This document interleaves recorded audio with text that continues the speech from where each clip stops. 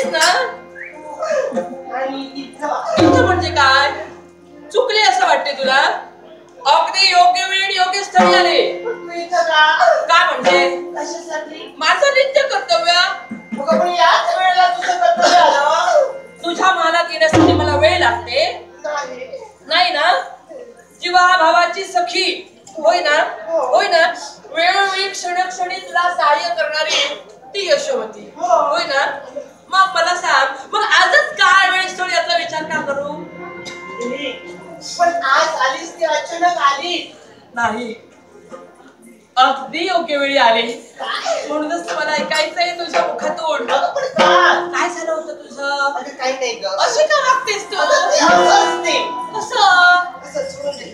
तारी म्हटलं बरेच दिवस तुझी वागणूक बदललेली आहे आणि ती मी पूर्णपणे ओळखली. मला कळून चुकलं काहीतरी बदल घडतोय इथं.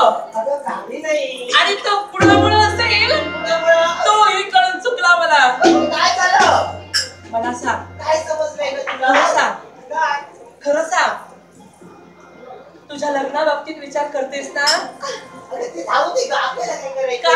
ठरवतीये बाबा. तुझी स्थिती कशी झाली माहितीये? मनात हसत हसत आहेस तू. एक सारखी हसतेस. पण कशी सांगू, कुणाला सांगू, काय सांगू हेच कळेनासं झालंय तुला. अगदी असं मला असं वाटतंय मी मनात हसत